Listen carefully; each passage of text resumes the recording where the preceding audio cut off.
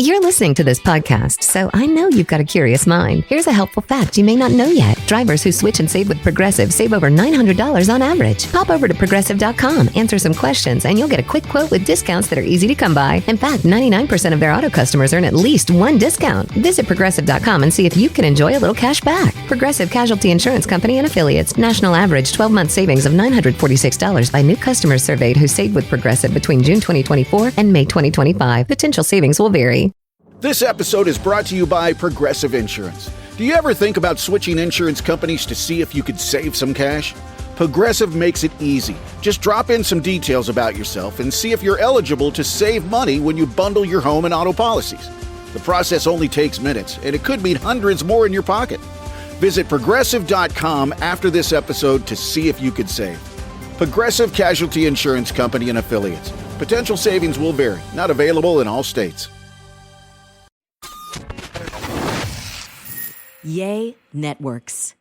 Hey guys, it's Stephanie. I'm Trey. This is your weekly dose of BS, and... Do you have something to say to me? Oh, thank you so much in advance for going to pick up my child. Well, that's something else too. What other one? What? Happy Pride Month. Oh, happy Pride Month, This is Trey. my month. Oh my gosh. Well, happy month for you. Thank you. I'm so happy for you. Thank you so much. But also... Thank you so much in advance for driving to Florida tomorrow to pick up flying. Cruz. I am flying to Florida. We're going to Florida tomorrow to pick up Cruz because we have to leave Thursday to Oregon for Travis's mom's funeral. And Cruz had already been invited to his first ever, not our family, but another family invited him to go on their vacation to Florida. And we had already got the tickets. He was so excited, so he didn't want to tell him he couldn't go. So Trey stepped in and said, I could use the miles. So there you go. Initially, Stephanie was like, we got to figure out a way to get Cruz from Florida to Oregon. And I was like, I'll fly with him. He needs someone to fly with him. And then as Travis's assistant's booking my ticket, she's saying that we're coming through Dallas and then he'll go with Stephanie. I was like, wait, what? And I'm not going to Oregon. I'm just bringing Cruz from Florida to Texas. I was like, wait, Stephanie's still here? I thought Stephanie was going to be in Oregon. That was the whole point of me offering to go. Stephanie is staying her butt at home. I mean, no, I did not. I was not part. I thought you guys were going to meet us in Oregon. And I then thought so too. Everything changed because there was a flight that went from Florida to Oregon. And then Chance and I were going to fly from Dallas to Oregon. I was like, oh, this is perfect. And then I was like, oh, I'd love for Trey to stay in Oregon for a few days just for my own entertainment. And then they totally, And then so now you're just coming back to Dallas. I really appreciate it because if you didn't do it, I would have had to. So excited. And Travis's assistant booked me at a at a two-star hotel. A 1-2. I told Trey. I didn't know they made those. I told Trey.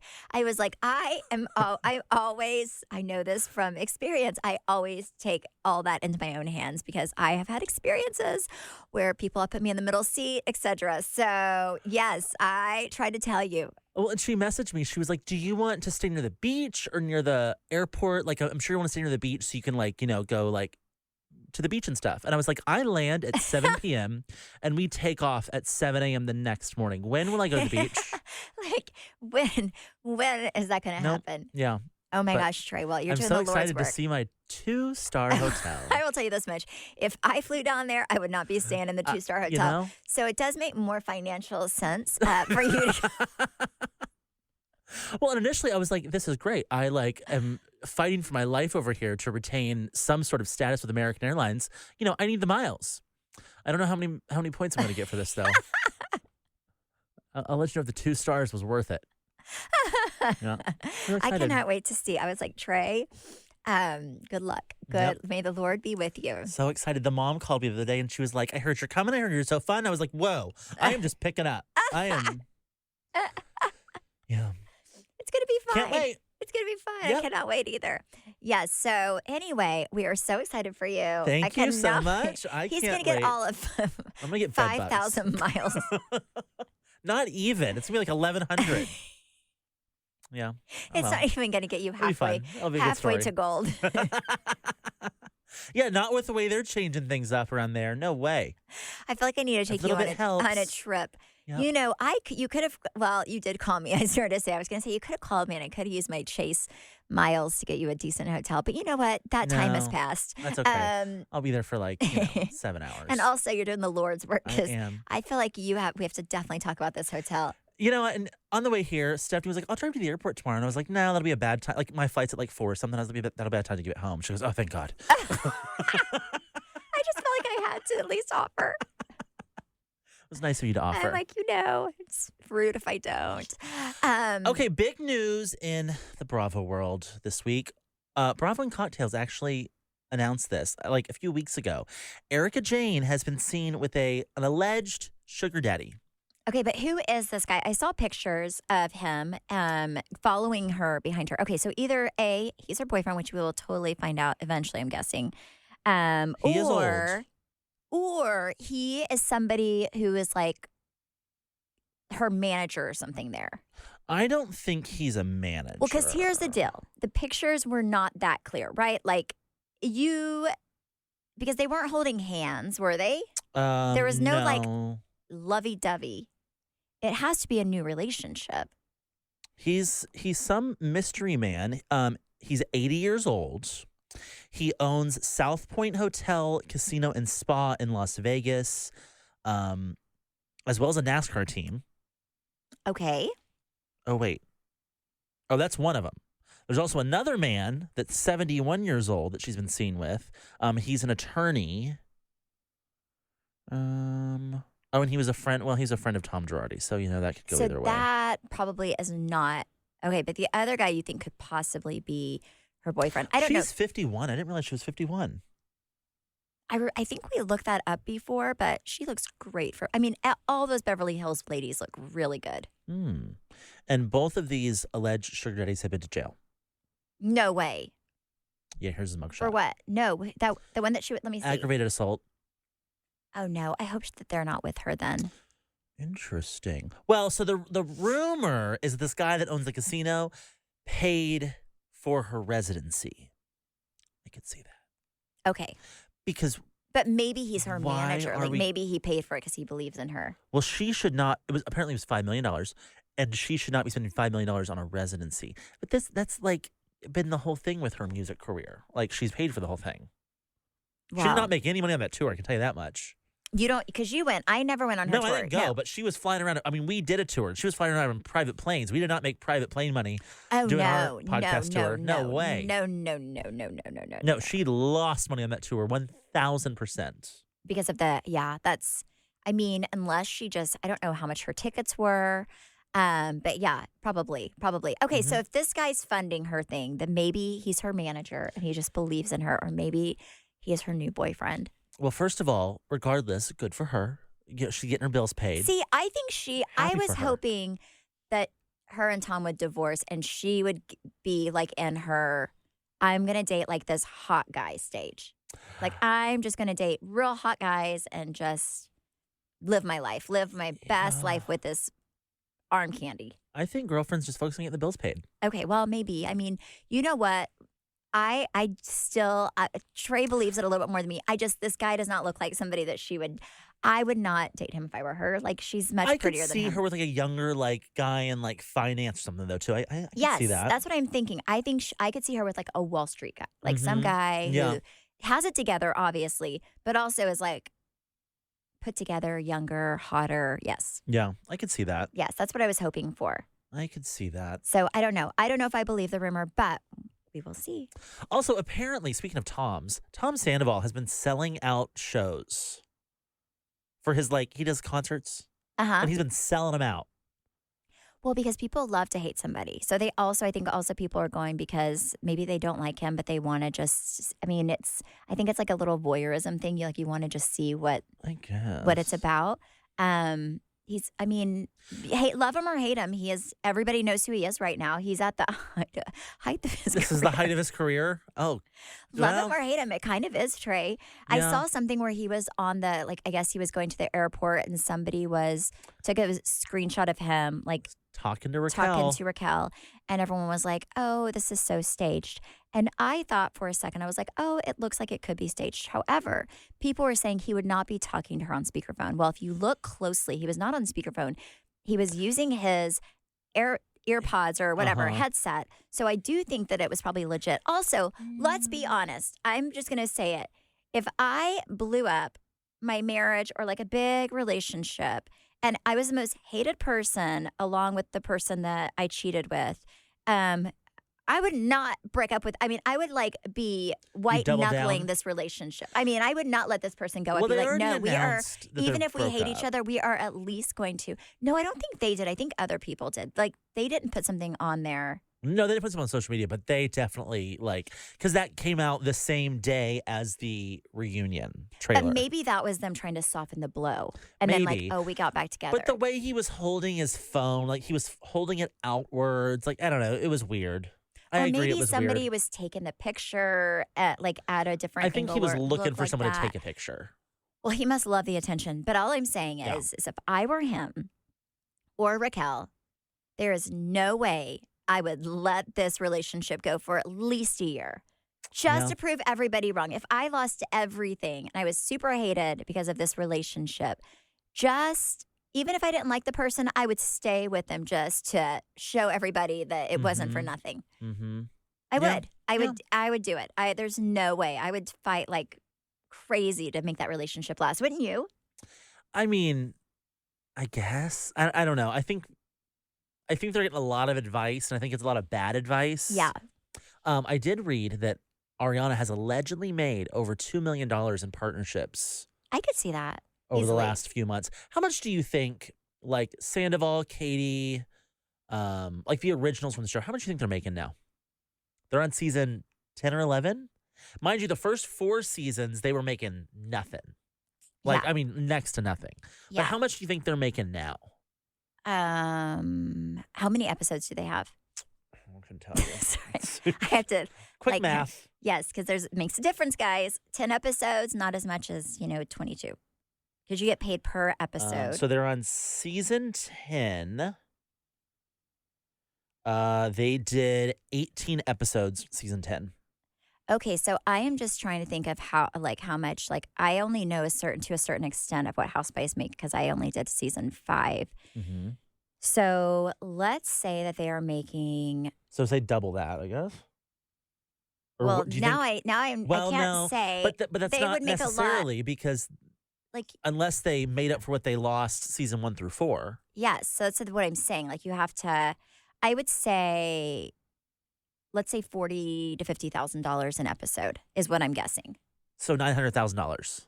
Yeah, that's a lot of money. Yeah, that's a lot of money. And for also, those two to only have invested $50,000 in TomTom that they got but back. Also, okay, here's the deal. Say you make $900,000. Whenever you're a housewife, you're a 1099 employee. Yeah. So you also have to be really good with your money because you have to pay your taxes. Mm-hmm. Now, mind you can write a lot of stuff off whenever you're doing this show because hair, makeup, clothes, gym, all that stuff. Nails, you use it. You have to use that for the show. So you can.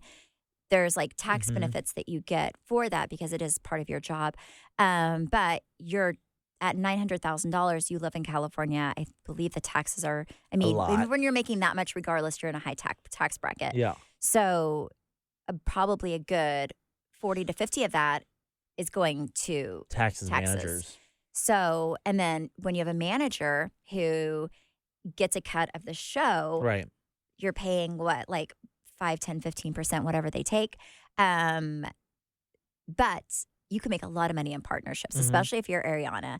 I think especially if you're a girl, but I bet you easily she's making $1 million or $2 million. She's everyone's going to want to work with her. That's her show money, though? How much do you think she's making on the show? I think she's making about $900,000 to $1 million on the show. That, and maybe more, but that's just my guess. If I were to guess, I would guess $900,000 to $1 million a year. I think all of them who have been on there for a long time are making at least $1 million, which is also why I feel like that franchise is super interesting because all these people get so, like I say with Housewives, there's a point where everyone gets really expensive. Mm-hmm. And Bravo has to look at the cost versus doesn't, what makes sense. And Bravo's cheap. Historically, they're cheap. I feel like, well, I mean, I think that you have to make sure that your shows are paying for themselves. Yeah. So, But Vanderpump hits. First of all, they got 1.8 million on the Nielsen scale last week, Yes. which is that has not happened in years but since COVID. Like, so they got a lot, but they also have that prime audience for ads. Like, they have that. What is it, like 24 to 32 range? That's their audience. That is where sponsors pay the highest for ads, and that is more than 60% of their audience. That show is making Bravo some money. it's making them a ton of money. But also, you have to realize, how was it doing before the scandal hit? Does that make sense? Like, Yeah. were they, I mean, because this could be their peak season, but you kind of have to keep it, you have to find a way to keep it up. And I think this is going to be right now they're paying for their cast, but it's always interesting with me. Even Beverly Hills, I was like, wow, thinking of all those ladies they've been on for a long time. That is a big payroll that Bravo's paying out. Yeah, I feel like Beverly Hills has always been a big payroll though, because like Lisa Rinna was not coming in as like a season 1 housewife paycheck. They definitely paid her a lot. I read somewhere that Denise Richards came in at $500,000 for her first season, which would make sense. Like, she already has a name. Yeah. I mean, I don't know I don't know if they care about that, how they would, we never had anybody that comes in with like a big name. So I don't know how that works. But I do think, as somebody who has worked with companies before, like every company's going to want to work with Ariana. She's like I had so many shady things to say when you said we didn't have anyone coming with a big name. What? I didn't say them. Did y'all almost have anyone with a big name? Us? Who do we have with a big name? No, did y'all almost have anyone with a big name? Didn't they try to get Pat Smith? That's not a big name. They may have talked to her. She's just so nice. Like, she's really, really, really sweet. But there was nobody I can think of that not like not like actor wise, like I'm trying to think of, we've never had. Is there had anyone good in Dallas that would have been a good big name? I mean, I always felt like they should try to get like one of the big oil families. Like a Hunt? Yeah. But they're like, they wouldn't do it. No. But that would have been super interesting if they would have. But but also Dallas is a different city than a lot of places. I feel like Dallas, a lot of women are very quiet about what's going on in their life, it's like the Southern way. Like, you don't really spill all of your stuff out there for the world to know. And a lot of big families, you have to realize, if you're not doing it for the money, like, you have to have reasons to do it, right? Like, I will be honest, whenever I first did it, I did not have a job. I was like, oh, I'd love to make some money. Like, Travis worked, but let's be honest, like, it wasn't my money. It was his. Like, I wanted a little bit of financial freedom, and I was like, oh, this could be fun. And I really did not know how hard it was going to be, but I was like, this will be great. And I didn't realize how badly the paycheck was in the beginning. If you were to recast the show and you weren't on it, none of the previous cast members were on it, and it was just like bigger names in Dallas, who would you want? I would do somebody from the Hunt family. I would do somebody from, I would literally just do all of these big family names. I would literally have it like Dallas Dynasty. I would want Charlotte Jones. Yeah, like Jones family, like Jerry Jones family. I would do like somebody from the Hunt family. I would do someone from, I'm trying to think of who else. Oh my gosh, the guy that owns the basketball team. Mark Cuban. I would do like all of the one. Big families and do like a Dallas Dynasty, but it has to be like all of the crazy, crazy, crazy wealthy families. Yep. Yeah, I want like billionaires like fighting. and like the Mary Kay family and Oh, Fancy Nancy. Yeah. I would do like 4 or 5 like big family dynasties in Dallas where they're all billionaires and nobody cares. Yep. And then just watch it. Yep. Oh, that'd be good. Yeah, that's like it. If you steal my idea, let's get someone presidential in there. Yep. Oh yeah, like the Bush family, or someone from the Perot family. That'd be good. Ooh, I do know some people from the Perot family. Yeah. But yeah, they would be amazing. And then like Deandra Simmons. I just want to like watch them all like. Well, but Deandra's not like from like her. She's like. No, but I just want to watch them all interact. Oh, but you would want her like uncle's family. Yeah. Okay. Yeah. Yeah, like not. Like her uncle's the one that you would want on there with all of them because they're like that Simmons family is like the ones that's with all that. Yeah. Interesting. But yes, you would have to have like that idea gets stolen. Yes, Stephanie's just let me first. know. Let me know. That's what I would do if I were to create a dream show in Dallas. It would be like that. Yeah. Yep. Did you ever watch GCB? Good Like Christian the Bitches? first season it came out, I They did. only did one season. It was so It was good. super cute.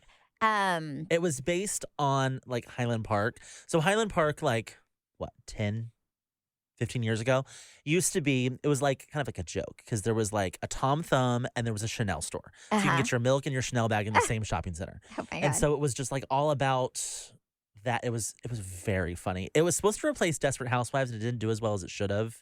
And it didn't. Actually, Leanne Locken was on there. Like she had like a walk-on role. Yes. Yeah. She's but it friends was with funny. she's friends with the person who wrote. The book? Yes. And that person, I remember when the show was on our last season, that person was really going after Deandra. Deandra was like, oh my God. It was if you haven't I seen was it, scared it's a of her. I was very like good staying show. away. I was like, oh. I feel like it's also it was a very good representation of Dallas. Like it kind of summed up Highland Park in a nutshell. Yes. Yeah. It was really good. But yeah, no, that person was good friends with, that person still is. I don't even know who she is, but I know she's good friends with Leanne. And when Leanne and Deandra were fighting, I feel like there was all kinds of drama. So that's the only reason I know that. The only reason I know that. And it was like kind of interesting to watch from the Twitterverse. This show is brought to you by BetterHelp. I will say, after the whole Sandoval thing, I get so stressed out. I don't know why, but I get stressed out about other people's lives. I've always been that way because I believe I'm definitely an empath. And I feel like I need some therapy just to like calm my nerves. Do you ever get like that? Like for sure. I have gone to therapy pretty much my entire life, and I feel like a lot of times my therapist is like, Stephanie, this has nothing to do with you. Why are you stressing out and wasting all your energy on other people's lives whenever your life is absolutely fine? But I do, like, I kind of take on all these other things. I do. I sponge everybody's. Yeah, I sponge everything around me. Like, yeah absolutely. But that's kind of one of the things that I've learned in therapy is how to keep a bubble around you to where you can be there for people and feel sorry for them and like have empathy, but not necessarily take on all of their trauma and stuff. Well, I feel like you've learned that that's also okay that you are that way, that you are an empath, and it's okay to feel that way. You just have to figure out how to navigate that. Yeah. You have to figure out how to kind of protect yourself and your emotions from that. So that's one thing I've definitely learned from my therapist. But I really do. I think people now are better, but a lot of times people are kind of scared to go to therapy because they don't want to look like they have, issues, or they don't want to burden someone with their problems. And I think therapy is a great way to talk about what's going on in your life and to bounce ideas with somebody who is a licensed therapist who can help navigate you in a way that maybe your friends aren't able to do. I have a friend that came to me recently, and she wanted to start therapy but didn't know where to start. And her biggest thing was that she is known for canceling. So she was like, I need a therapist that can work around my schedule. And I was like, I have no better recommendation for you than BetterHelp. I know, like, I'm a busy mom, and I know there are a lot of other people who just work full time and have a lot going on. And BetterHelp's great because you can do therapy on your timeline, on your terms. You can do it from your office, from your car, from your home, anywhere that works best for you. You can do your therapy, which I think is great. I also love that it is a fraction of the cost of traditional therapy. It is. Which is really great. If you're thinking of starting therapy, give BetterHelp a try. It's entirely online, designed to be convenient, flexible, and suited to your schedule. Just fill out a brief questionnaire and get matched with a licensed therapist, and switch therapists anytime for no additional charge. Find more balance with BetterHelp. Visit BetterHelp.com/weeklydose today to get 10% off your first month. That's BetterHelp, HELP.com/weeklydose. Well, speaking of other good shows, a lot of you, like an alarming number, have messaged that you watched Merhumans or Merpeople. Merpeople. Yeah. And they love it. Does that make you proud? They loved it. I told you, if you are my whole goal in life right now is to make Merpeople top 10 on Netflix. My whole goal is to get you on season 2. I also need, I hear you can die. It's very difficult. People say that people have died trying to be mermaids. Yeah, I don't understand how we're underwater for so long. Yes, with our eyes open. You have these fins, so whenever you're trying to learn, it's not normal. So then I'm thinking people may drown that way, but a lot of people drowned. They're $5,000. I need to really make sure that Well, this let's is what the split Lord one. is leading me to do with my life. And then if I believe that He's leading me to be a mermaid, I will buy a fin. Mhm. But I did look online at from the Mer Taylor, and they're between $2,500 and $5,000. Yes, What? but you know What is that made out of? Is it like a silicone? I think it is. I think it's made out of silicone. Yeah. But they do them to where they're perfectly measured for your body. But no, I really appreciate everyone watching Mer People. I think it's just a really good show. I had a friend come up to me and I told her son to watch it, and she's like, what in the world are my children watching this mermaid show? And I was like, oh, it's so good, you must watch it. Yeah, it's amazing. If you've not watched it, it's just mindless TV. It's 4 episodes. It's just really funny. You can watch it with your kids. They would think it was funny. You've started a movement. I know, I really have. And just please help me make them top 10 on Netflix. So they get a second season and I can join. I am determined for you to get a tail and be a Mer People. I don't even know what my bio would be. Like, there's a landlocked mermaid. I'd be like the mermaid that can't do anything, like they can't swim. I'd be like the land mermaid, the person that has a pool but I'm always on land because I'm scared of drowning. Doesn't like to get wet. I just want them Myrtle. I Yes. can't wait. But yeah, thank you guys so much for watching that show. I really, really, really appreciate it. Well, Trey, okay, so this weekend or this Thursday, the day that this comes out is it's the day after the episode, right? Because the episode, we're doing this on Tuesday because you have to fly to get my child. Yeah. Well, so Vanderpump airs on Wednesdays. Vanderpump airs on Wednesdays. So by the time this airs, Vanderpump will be out. I told Trey I really want to try to do like a bonus episode where we talk about Vanderpump's second reunion episode because I do think it's going to be huge.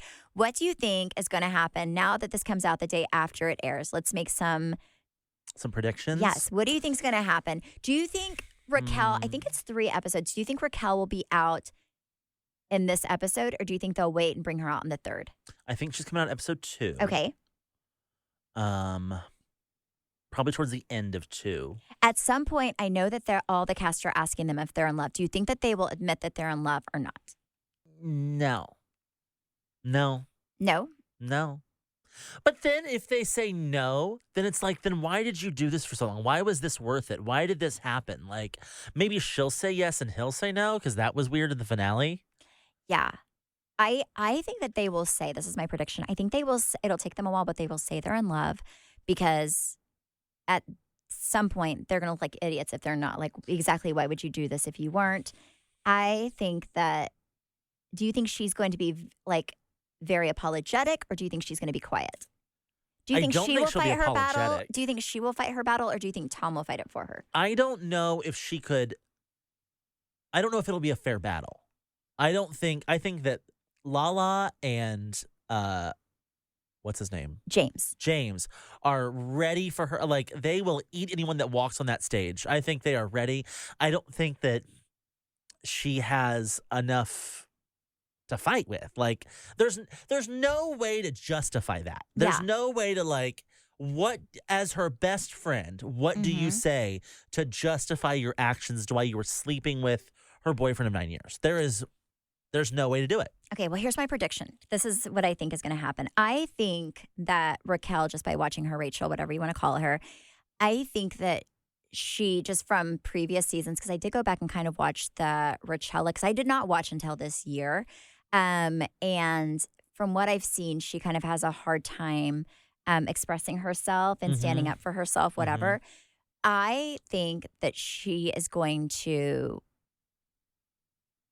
I think she's going to have a hard time going out there and talking. I think she's going to back down a lot. I think she's just going to be very apologetic.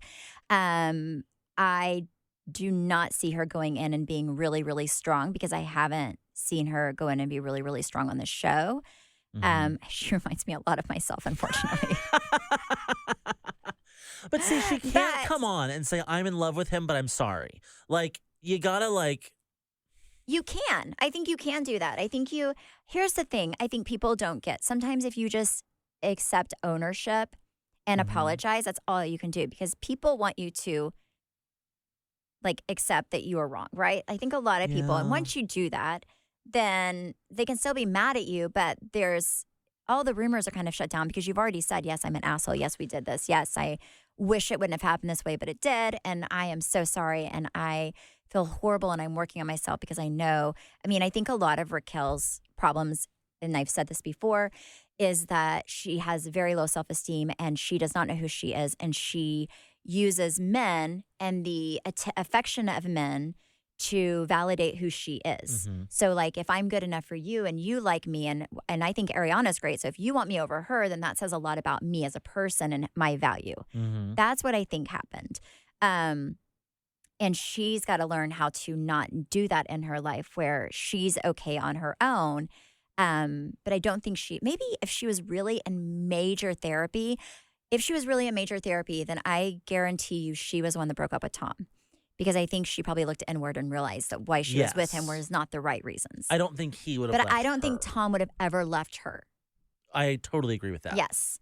But if she did go to therapy and realize this relationship is not based on mutual love and respect, because obviously this guy and myself don't respect ourselves if we're like sneaking or, doing this. I just don't know if I'm going to believe anything she says because I don't think she comes off as genuine, especially just the way she joined the show. Like now that it's out that she kind of like sought out James to be on the show, and that's why she had that relationship. And then she kind of went around all season like known for kissing other guys or other girls' boyfriends or ex-boyfriends. Like I just don't know if I'll believe it or if I'll think it's like, let's cover up the scandal stunt. Yeah. Well, again, I think the reason she was making out with everyone's boyfriends is because there's some deep-seated issues. And a lot of times, like I said, it has to do with issues that you have surrounding your father and needing that male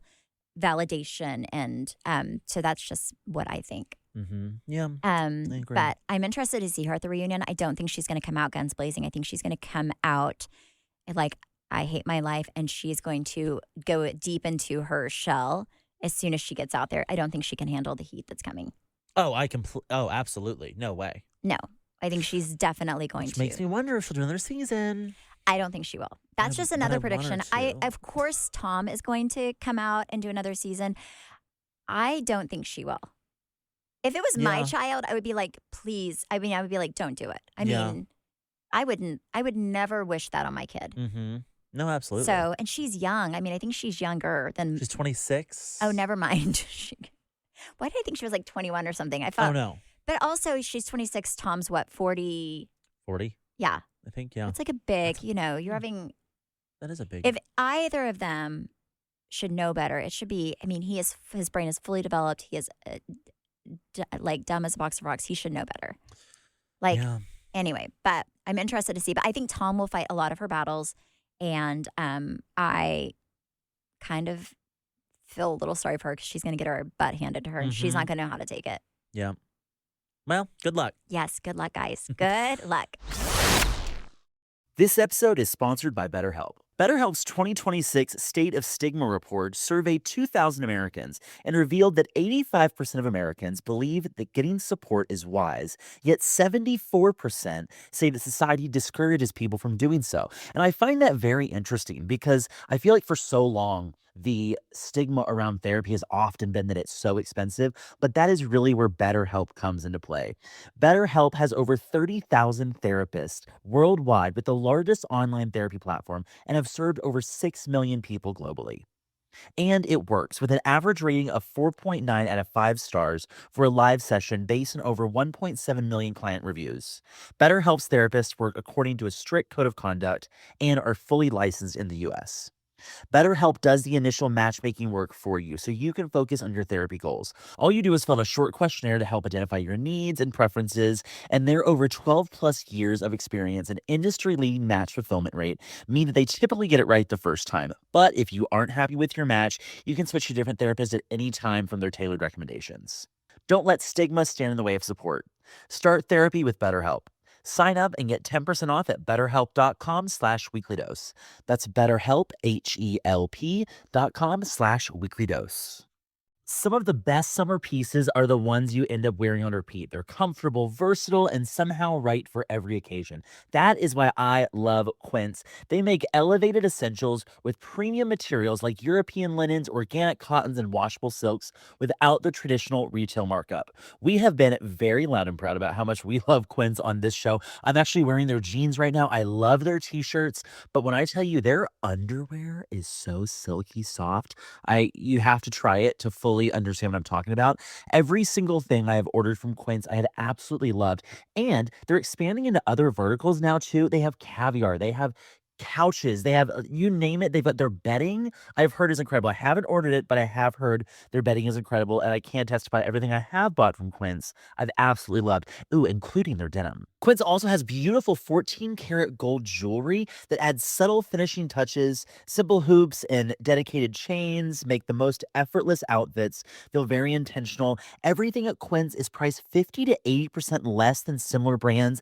And fun fact, if you scroll on a product to the lower half of their website, they'll show you who makes a similar product and what they're charging to really reinstate the fact that you're getting a great deal at Quince.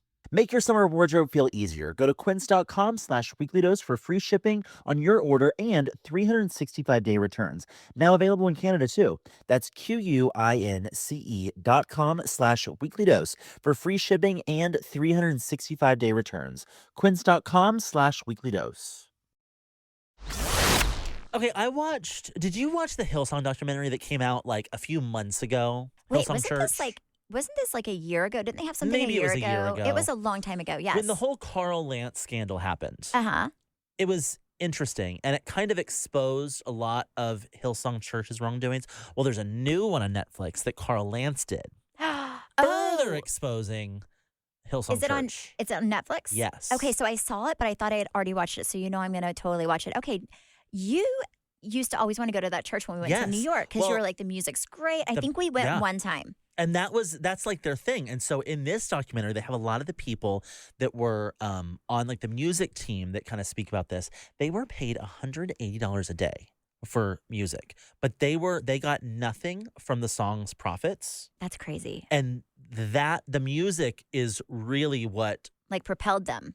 financed the church, really. Yes. Like it's very interesting. I'm in like part 2 of 3, but it's interesting hearing Carl's side of the story and how they really used him and positioned him to be like a celebrity pastor to really grow the church. They kind of used him as the face while behind the scenes there was some other stuff going on. It's interesting. That's super interesting. It's interesting and it's very disheartening. But it also, I think, is a good wake-up call to some churches because not every church is a godly church. Like Uh-huh. there are a lot of pastors that misuse funds that, I mean, it's just because you slap a God sticker on it does not mean that it's Yeah. God. Like that's, very much the case. The church I go to now, I absolutely love, and I totally feel like they are very much like in line with what I believe like the church should be. Yes. But that is not every church, especially like mega churches. Yes. Well, When they that's get so big, yes. Well, that's what I was going to say. There are a lot of churches like Travis and I. When I first moved here, we went to a few of the mega churches, and Travis had a hard time with it because he's Catholic, and he was like, "I have a really hard time with, first of all, sitting in a church or sitting in a place and then watching a pastor on a screen. He's not even in there all the time." Mhm. And he was like, "This is we could stay at home watch TV. Like Yeah. this is crazy." And then every time the guy would come on the screen, he would have a different like Prada Gucci shirt on. Travis knows about watches. He was like, the Mhm. guy had hundreds of thousands of dollars of watches on, and just it bought. I mean, to the point where I think at some part of the sermon, the guy actually had to talk about like how he just likes nice clothes and it's something that he enjoys. But there are a lot of churches where they have like private jets and they have just these crazy lifestyles that are funded by the church. It's Yep. interesting. I used to go to that same church you're talking about. And I was friends with a kid, and his dad was head of security. And he told me stories about, he was like, you have no idea how much wealth they have. And it's very strategic what they show the congregation versus what they actually have. He's like, there are Rolls Royces and Ferraris at home, but they're only driving like the Suburban to church. Yeah. kind of thing. It's wild. It's very interesting. Okay, so I heard somewhere that Joel Osteen, it was on Oprah. Now, I don't know how true this is because I did love Oprah, whenever And Joel. back in the day. And I would still like to go to his church. I don't necessarily know if he's like a pastor, but he's a great motivational speaker. I will say that, right? But not probably traditional church that people are used to going to. But I did hear somewhere with him because Oprah, I think, had him on and they were at his house. And she was like, what do you say to people who say that you live this crazy, extravagant life? And he said, everything that the church makes stays in the church and it's all for outreach and it's for the church. And he was like, everything that I live on and my family are from my books and things I do outside of the church. I don't know if it's true or not, but I at least can respect that a little bit more than that I could see. Yeah. And that makes more sense. That I could swallow easier if I was tithing at that church because think about it. I mean, he has a congregation of 200,000. They do probably 4 or 5 services a weekend. Yeah. That's a lot of people. That's a lot of books you can very easily sell. Anytime he goes to do a speaking engagement, there's probably written somewhere in his contract that church has to buy so many of his books, and they're paying him a fee. Then then I don't think it's so great. Well, why? I don't know. Kind of the same that you hear about even like politicians where they kind of have books and they all these politicians sell their books to people and they buy bulk to get money into their accounts. But that's, I mean, just like if you had LeBron James, though, you're going to pay him a speaking fee. Yeah. And if he's there promoting a book, you're probably going to require him to buy a certain amount of books. That's true. It's like, if he wasn't a pastor and he was Oprah, she'd still have the same requirements. Yeah. It's interesting. You're paying for their service. Yes. But also you're a pastor. You should. I don't know. Yeah. It's just weird. I think because I was raised in such a small town and our pastors, I remember Travis who had a church with me because I went to a really, really small church and Wagner, believe it or not, even though we lived in Quita. And I mean, there were maybe 15 people that went to this church. At some point, there were times where I was like, Mom, how in the world? And I remember they did not have enough for their basic utilities, the church. And they needed $300. It was they needed a new air conditioning unit or something. It was $350. And they were, having to ask people during church for, donate for an air. I mean, it was just, so I think I'm just used to going to such. Yeah.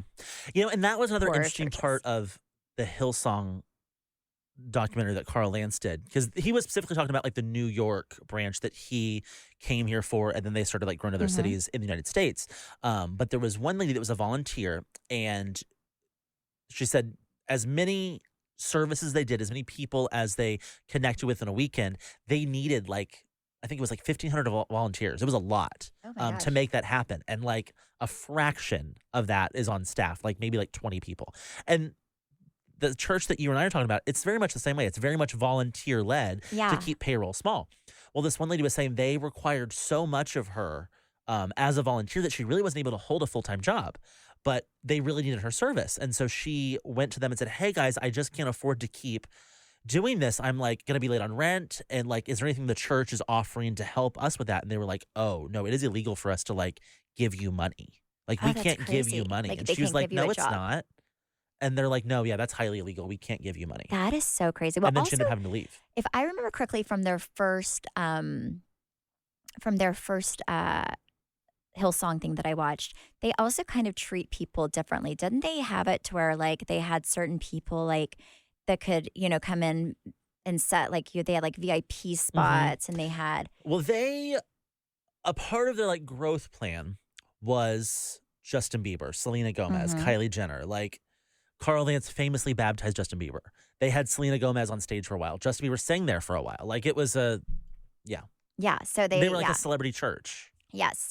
So there's another church I went to in Dallas that I'm not going to name names, but it was very, very interesting because even parking was atrocious there. I'm not going to lie. But I went with someone who knew someone, and they have VIP parking. It was so crazy, and it kind of was. And then you had VIP seating in a Dallas church, and I remember going and being like, "This doesn't feel right," because I feel like, as all of us being God's children, we should be treated the same. Even though I was treated very much nicer than probably other people because I had front row parking, and then I had, great seat. It did not feel like something that was normal. I remember when I went to that church that you and I were talking about a while ago.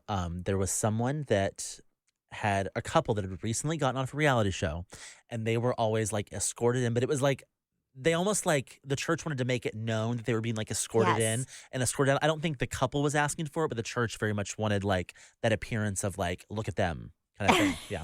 That's why I really like Shoreline. Shoreline is very like, it's not VIP. Yeah. I appreciate it. Yeah, it's a good church. It's a really, really good church. Oh my goodness. Well, do we have anything else? Nope. I feel I'm really excited for my 2-star hotel tomorrow. I can't wait. And then Trey and I are going to make it a point. I'm going to put it out here. That way we have to do it. We're going to do a bonus episode. Okay. And we're going to do it about Sandoval, episode 2 reunion. We have to do that. Okay. I can't wait. Yep. So I can't wait. I love you guys. Watch that my 2-star hotel. Love you guys. Thank you guys so much for watching and listening, watching, and supporting. You can follow me at Steph Hollman on Instagram, Facebook, TikTok. You can follow me at Trey_Stewart. You can go see our glamour shots on our Instagram too. Yes. There are a lot of pictures we took that did not make the cover of this podcast that are just so beautifully good. Yes. Shot and thought out. Yes. Go take a peek. Yes. And then you can follow us on YouTube at Weekly with BS. Yes. Yep. Bye. Bye.